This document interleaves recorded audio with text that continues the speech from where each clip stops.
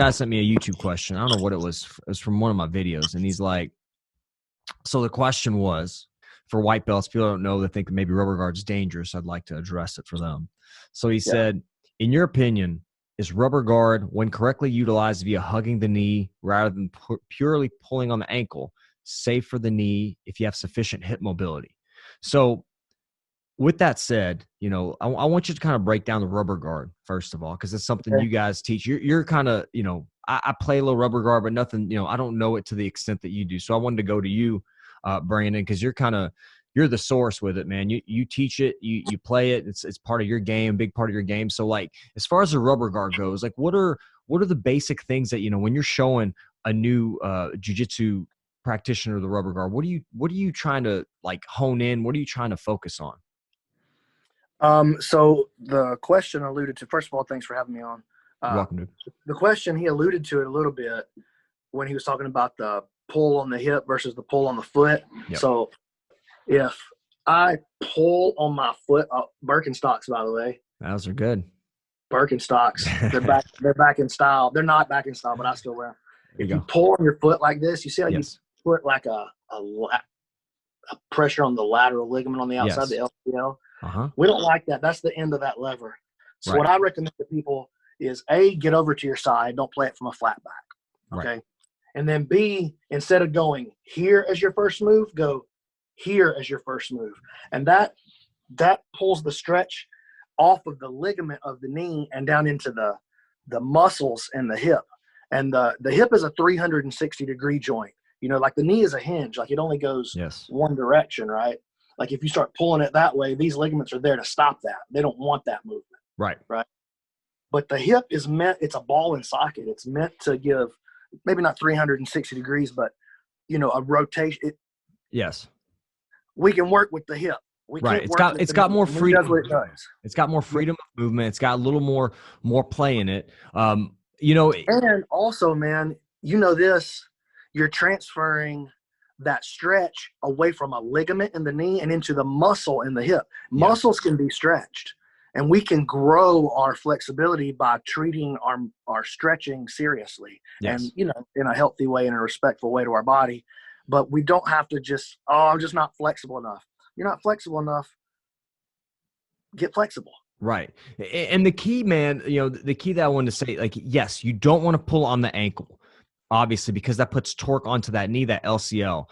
So as far as safety goes, if you're hugging that knee, you're pretty well safe. You know, you're pretty well safe from injury. Or is there still something that you see that can happen in that instance?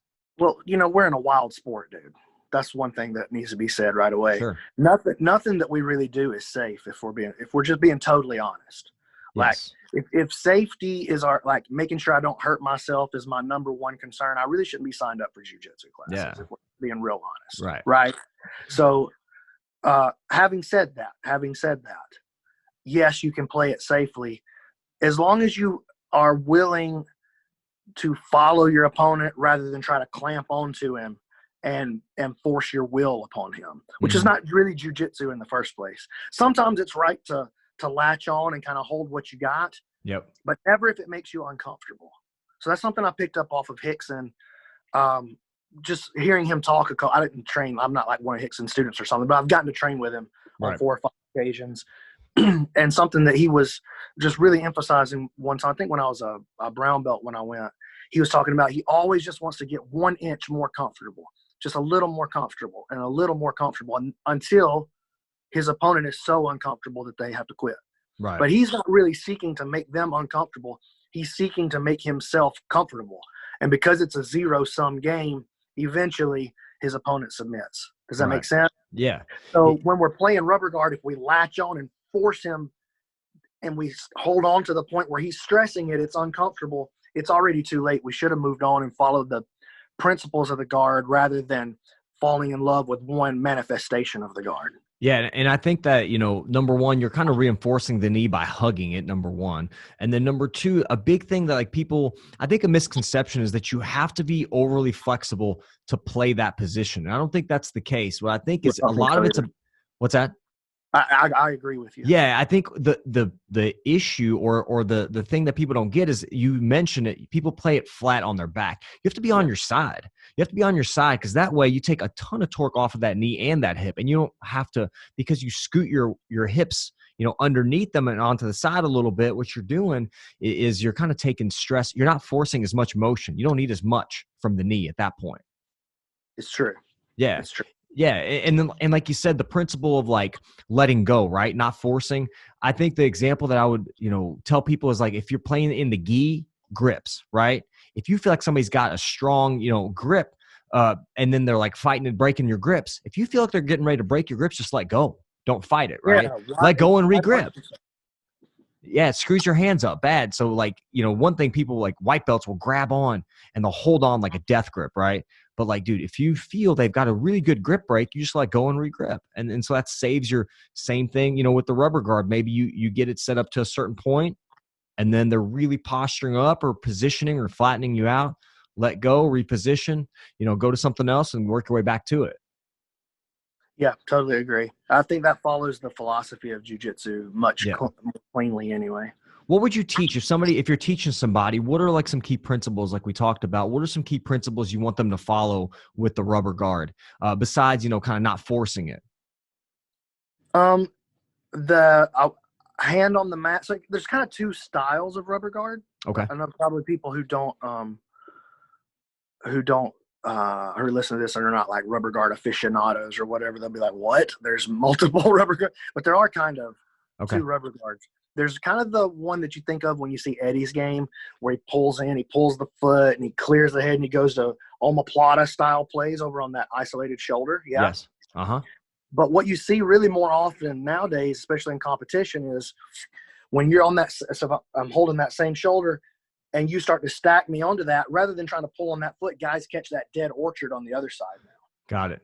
Right. And so you really see two styles of rubber guard there. And so the principles of the rubber guard are going to depend on which style you're looking to play. If I'm looking to get out on the shoulder, I really focus on keeping my body weight distributed properly across that isolated arm and that shoulder, so that I'm able to move my hip freely, and that I protect the inside space so that he doesn't stuff my knee and turn me into something where I'm just holding on with flexibility. Right. But if you're preferring the dead orchard path, I would say that a tightness and a readiness to bump that elbow and trap the shoulder are your number one priority. So it just depends on what style you're going to play. Yeah. No, that makes sense. And with the dead orchard, you're bringing the other leg up and kind of like, locking the ankles, so to speak, kind of way. You're so like closing them in. And the dead orchard is really definitely more for people who don't mind holding onto that rubber guard as they start to get flattened, right? Yeah. And as you start to get flattened out onto this opposite hip, this guy's elbow right here becomes open, and you'll use your knee to bump his elbow across and open up the arm bar on this side. Mm-hmm. Yeah. Makes sense. Yes. And like Brandon, so I'm trying to teach rubber guard on it. No, it's cool, man. I just kind of wanted to give people just some basic principles, because I think you're the man with this. That really you do this very well, and it's part of what your game is. Where's some resources? Because I'm going to add some resources down below. Do you have some videos that really break it down on your channel that I can give people? Yeah, I do, man. Like you want just like free resources? There's tons of stuff on my YouTube channel. Let's definitely link them up there. And if they're looking to like learn a full rubber guard system, I got a set on BJJ Fanatics called the Meat Hook. It's just about sort of my specific style of how I like to play the rubber guard in my game. But it also goes through the basic. The first DVD is like an hour long, and it's nothing but the basics and the stretches and the mindset that you're going to need to play rubber guard in a safe and effective manner. Right. That's beautiful. That's what I wanted to share, because like there's risks to every position, risks to every guard, every type of guard. You just gotta know when you're in a good spot, when you're not, when to change your positioning, when to change your strategy and your tactics. Last question, when we're talking about the knee and the ankle control, is there any time that you think it's a good idea to grab that ankle without securing the knee? I'll do it sometimes. Yeah. Now I'm super flexible right there. Like I cultivated good rubber guard hips, and I don't feel tension in my in my leg right there. Yes. I can do all the crazy stuff like that you see Richie Martinez do, where it's Yeah. like, yo, that's straight flexibility. I can do all of that stuff. And I don't always, but yeah, I'm willing to go up and grab my foot and hang on for a second in the right. If I don't feel like he's fighting me right, if he's fighting, there's no way I'm doing it. Anytime he's trying to put tension on me, I'm moving somewhere else.